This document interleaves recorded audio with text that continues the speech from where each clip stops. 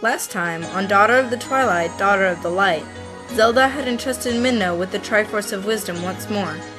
Link and Midna reunited in the dream world and confessed their love for one another, and Link was somehow able to return to life.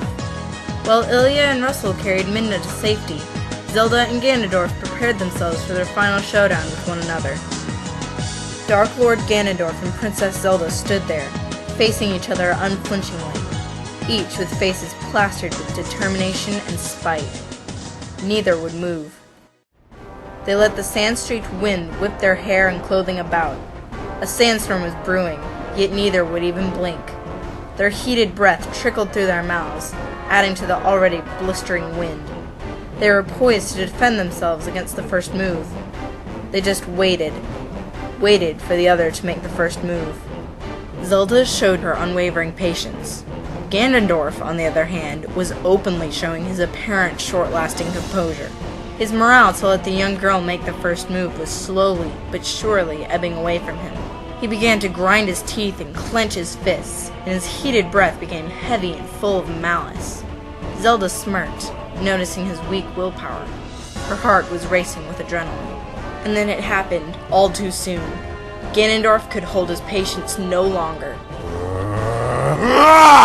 Without notice, he rushed forward in the blink of an eye and thrust his blade down upon Zelda.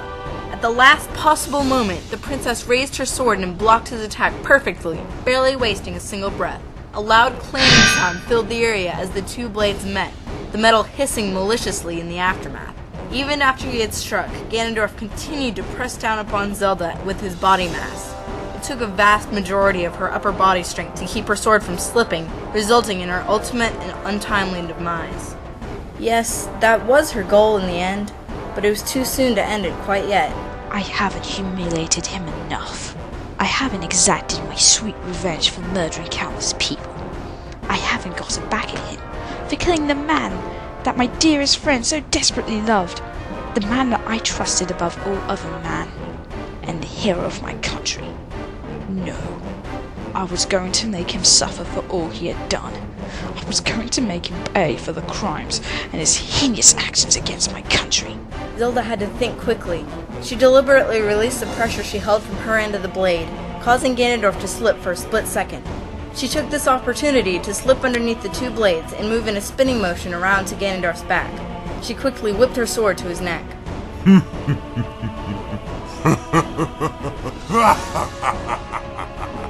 You must think you're so clever, don't you, Princess? Oh no, Ganondorf, not at all. You failed to see the possible outcome of this foolish maneuver. And what made that be? It was true. She could no longer foresee things as efficiently as she had when she had the power of the Triforce within her, but she couldn't let Ganondorf see that. If he knew that she had given away the golden power, he would surely go after Midna, and Midna was not yet ready to take on this colossal force. Besides, she knew full well what Ganondorf was going to do, this time at least. It was now only a matter of moments before... This. He entirely relaxed his body and followed up with a quick duck and turn away from the blade. Zelda stumbled a bit and fell forward. Before Zelda could even trace his movements, she felt a searing pain in her midsection and a warm, sticky liquid substance began to flow down her body. She rolled her eyes back, trying as hard as she could to push the pain away. Her trembling hands dropped her own sword and found their way to the shaft of the Sword of Light that was now thrust firmly through her stomach. Ganondorf let the princess's blood stain his hands before he said anything. His body was surrounded in a dark purple light. Slowly, almost too slowly, his body became more firm somehow. And somehow, he was becoming more tangible. He was becoming whole. Now, at last, I am whole. The people of Hyrule shall rue the day they postponed their inevitable fate. You're too late. She collapsed on the ground beside her sword. She was still holding desperately onto life, even though in her mind she wanted to let go. She held her eyes open wide as she struggled for air. He kneeled down and clutched at the dying princess's throat. She had lost too much blood and too much power. She had no idea that dying was going to hurt this much. She closed her eyes and let her body go limp, but she did not dare let her world go black just yet. You're in pain, aren't you? Well, let me take away the pain. He brought his knee down upon her chest, harder than a startled horse trampling an unsuspecting rabbit. He still held her throat tightly. Zelda winced in pain again as she let hot tears run down her face. Ganondorf released her throat with one of his hands and placed it in the air above her heart. And now, the Triforce of Wisdom is finally mine! His hand began to glow white as he began to suck the life energy out of Zelda. She screamed with what little breath she had before finally succumbing to sweet unconsciousness. The wind picked up stronger now. Sand was scraping every inch of the two enemies. Ganondorf pulled back from her when he realized that the Triforce was not released from the princess's body. He began to think for a moment.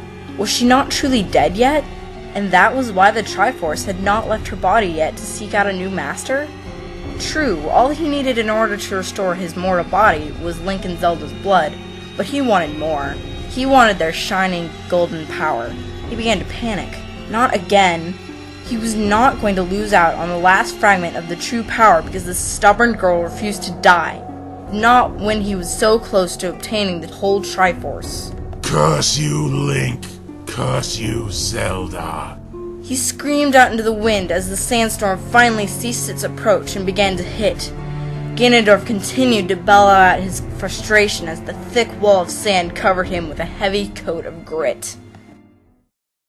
As he ran blindly through the desert, Link began to notice that a harsh wind was picking up, a wind filled with sand. Could this be a sandstorm? He looked up at the cruel desert sun, as if he was expecting an answer to his question. Sure enough, he got his answer. The sand whipped around his already tousled hair, and he squinted to keep the rough grains out of his eyes. He ripped a piece of his tunic off and tied it around his mouth and nose to block the sand out while he was running. He began to run again, realizing that there was no possible way he could survive if he stayed in that one place. As he ran, he saw a small bunch of rubble in the distance, and the faint glimmer of sunshine on gold. Link's eyes opened wide. He knew that shape, and he knew that beautiful red hair anywhere. He picked up his pace. If he was able to get to that shelter, not only would he be able to take a breather and be able to sit out the storm, but he would also be able to see her again. He would be able to clear up what was happening. This was his chance, his last chance. He wasn't going to screw this up again. The sandstorm had yet to die out, but that did not stop the little blue-eyed half-breed from floating there. True, she was only a shadow, for her time in this world had been spent, but that did not mean her powers were gone. She looked down and crossed her arms. There was the Princess of Hyrule, half buried in sand and on the brink of death. But she was not there. Not yet. She still had some life left in her. Princess Zelda, you idiot. You should have known better than that. I would expect I would expect my mother to do something foolish like this, not you. I would not have expected you to rush into things so. Aura looked down at Zelda's unconscious body, the rest of the princess being quickly covered by sand. She was grateful that Ganondorf could not see her. Oh well, that doesn't matter now. I have to get you out of here. Let's back up for a little bit. Yes, Aura had disappeared from the dreamlike realm, seemingly to her ultimate demise. Much to her own surprise, she was only sent back into the realm of the living, yet only in a shadow's form. She had assumed it was because there was no world to return to in her time. It logically could not have worked. And now, back to the matters at hand. She placed her shadowy hands on Zelda's body, and the two forms began to faintly glow. Within moments, Aura had pulled Zelda into the shadows with her. It was about time she ended this madness once and for all. This was her last chance to do something right. Midna could see a figure running towards them in the distance. She couldn't see clearly through the sandstorm, however, and she began to panic. Had it been so long that Zelda was already dead and Ganondorf was now on his way to finish off the rest of them? Was it stray moblin, goblin, or whatever? Or was it Link? No, that was just being paranoid on one side, and wishful thinking on the other. But then, just who was it? Well, whoever it was, the tide was definitely turning. Whether it was for the better or the worse was still uncertain.